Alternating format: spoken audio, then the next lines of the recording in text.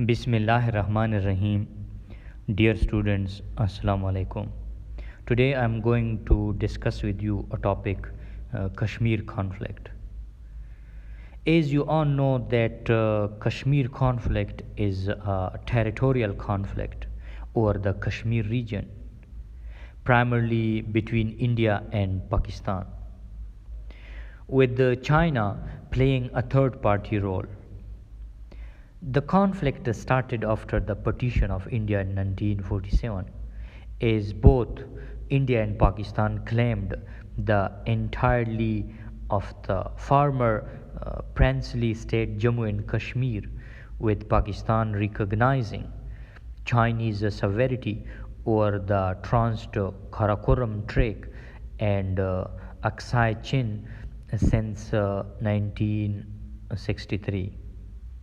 It is a dispute over the region that escalated into three wars between India and Pakistan and several other armed skirmishes. India controls approximately 55% of the land area of the region that includes Jammu and the Kashmir Valley, most of Ladakh, the Siachen glaciers, and 70% of its population.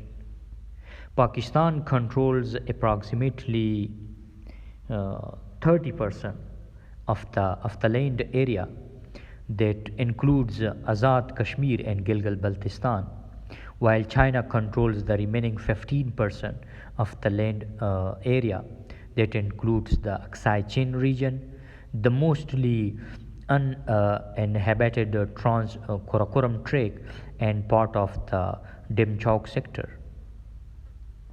After the partitions of India and rebellions in the western districts of the state, Pakistani tribal militants invaded Kashmir, leading the Hindu ruler of Jammu and Kashmir to join India, and starting the Indo-Pakistani War of 1947, which ended with a United Nations mediated ceasefire along a line that was eventually named the Line of Control. After further fighting in the Indo-Pakistani War of 1965 and the Indo-Pakistani War of 1971, the Simla Agreement formally established the line of control between the two nations, controlled territories. In 1999, armed conflict between India and Pakistan broke out again in the Kargil War over the Kargil district.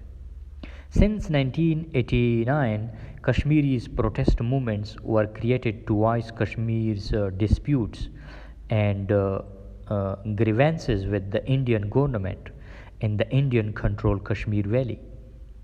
With some Kashmiri separatists in armed conflict with the Indian government based on the demand for self-determination. The 2010s were marked by further unrest erupting within the Kashmir Valley. The 2010 Kashmir unrest began after an alleged fake encounter between local youth and security forces.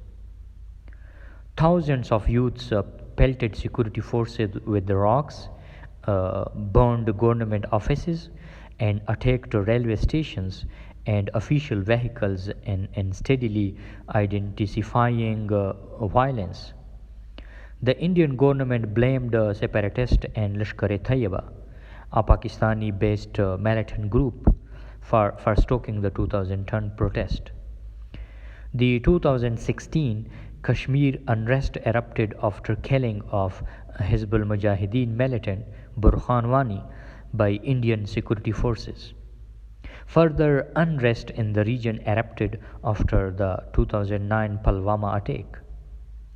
According to scholars, Indian forces have committed many human rights abuses and acts of terror against Kashmiri civilian population, including extrajudicial killing, rape, torture, and enforced disappearances.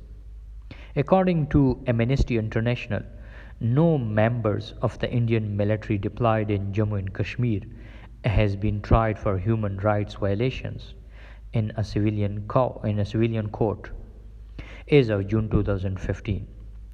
Although there have been military court martials held, Amnesty International has also accused the Indian government of refusing to prosecute uh, perpetrators of abuses in the region. Let's talk about the partition and invasions between Pakistan and India. British rule in the Indian subcontinent ended in 1947, as you all know, with the creation of new states. The dominations of Pakistan and India as the successor states to British India.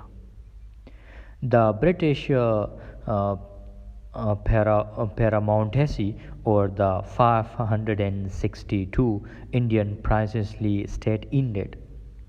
According to the Indian Independence Act 1947, states were thereafter left to choose whether to join India or Pakistan or to remain independent, Jammu and Kashmir.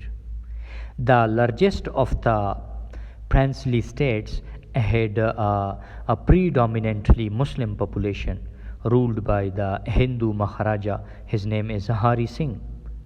He decided to stay independent because he expected that the state's Muslims would be unhappy with accessions to India, and the Hindus and the Sikhs would become vulnerable if he joined Pakistan. On 11 August, the Maharaja dismissed his Prime Minister Ram Chandra Kak, who had advocated independence. Observers and scholars interpret this action as a tilt towards accessions to India.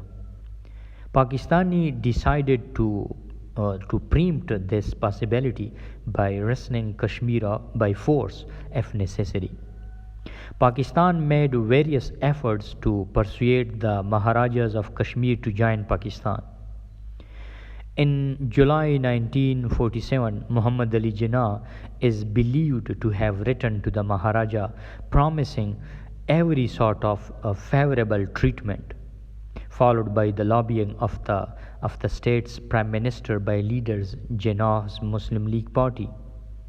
Faced with the Maharaja's indecision on accessions, the Muslim League agents worked in Poonch to encourage the local Muslims to an armed revolt, exploiting an internal unrest regarding economic grievances. The authorities in Pakistani Punjab waged a private war by obstructing supplies of fuel and essential commodities to the state. Later in September, Muslim League officials in the Northwest Frontier Province, which is KPK nowadays, including the Chief Minister Abdul Qayyum Khan, assisted and possibly organized a large-scale invasion of Kashmir by Pathan tribesmen. Several sources indicate that the plans were finalized on 12 September by the Prime Minister Liaquat Ali Khan, based on proposal prepared by the Colonel Akbar Khan and Sardar Shaukat Khayat Khan. One plan called for organizing an armed insurgencies in the western districts of the state, and the other for organizing a Pashtun tribal invasion. Both were set in motion. The Jammu division of the state got caught up in the partition violence. Large members of Hindus and Sikhs from Rawalpindi and Sialkot, they started arriving in March in 1947,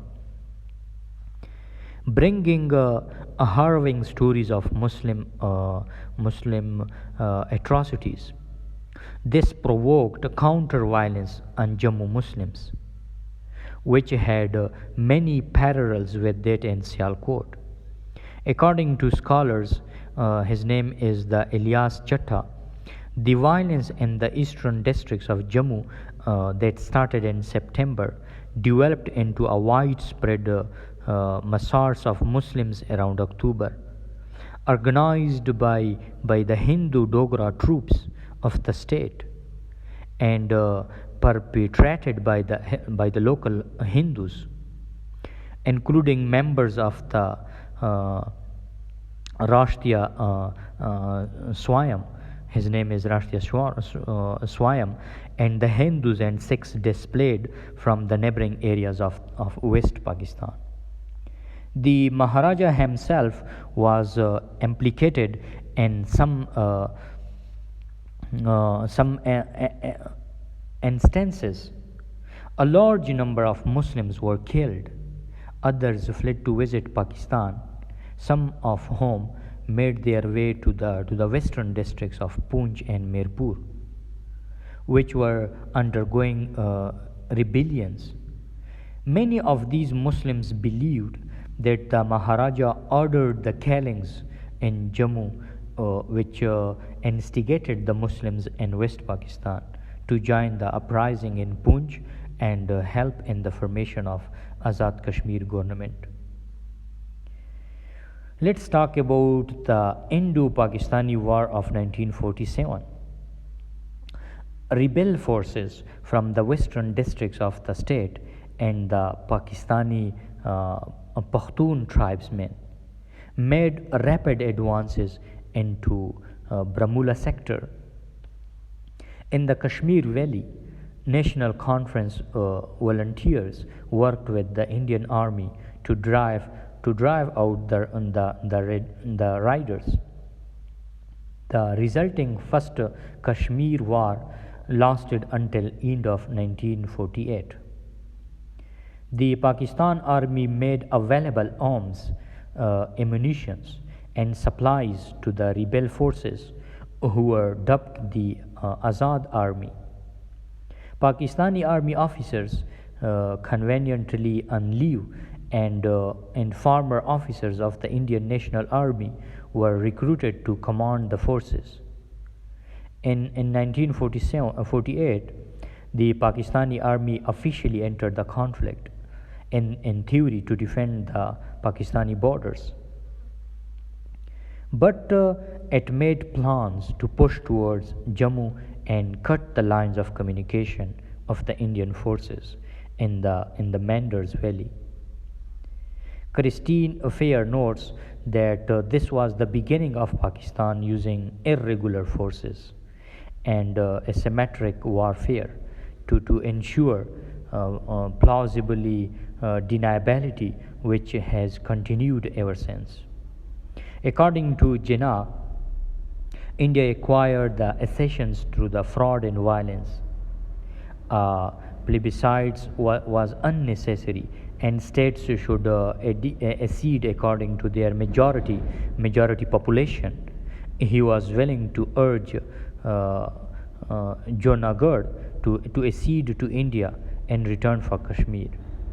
But plebiscite, Jinnah demanded a simultaneous troop withdrawal for the field, that the average Muslim would never have the courage to vote for Pakistan in the presence of Indian troops and with Sheikh Abdullah in power.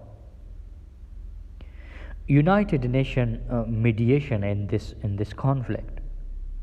Indians sought resolution of the issue at the United Nations Security Council, despite Sheikh Abdullah's opposition to it. Following the set-up of the United Nations Commission for the India and Pakistan, the United Nations Council passed a resolution 47 on 21st April 1948.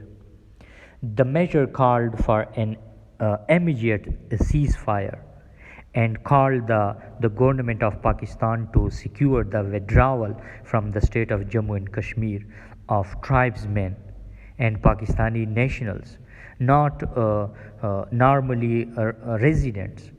Therein have entered the state for the purpose of fighting.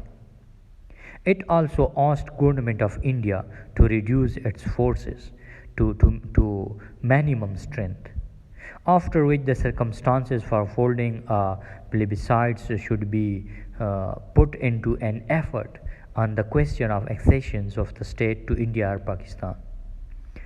However, it was until January 1949 and the ceasefire could be put into an effort signed by General Douglas Gracie on behalf of Pakistan and General Roy Butcher on behalf of India. However, both India and Pakistan failed to arrive at a truce agreement due to differences or interpretations of the procedure for the extent of demilitarizations. One sticking point was whether the Azad Kashmiri army was to be disbanded during the truce stage or at the plebiscite stage. The Indian government considered itself to be under legal possessions of Jammu and Kashmir by virtue of the accession of the state. The assistance given by Pakistan to the rebel forces and the Pashtun tribes was held to be a hostile act, and the further involvement of the Pakistan army was taken to be an invasion of Indian territory. From the Indian perspectives, the plebiscites was meant to confirm the accessions, which was in the all perspectives already complete, and Pakistan couldn't aspire to an equal footing with India in the contest. The Pakistan government held that the state of Jammu and Kashmir had executed a standstill agreement with Pakistan, which was precluded it from entering into agreements with other countries.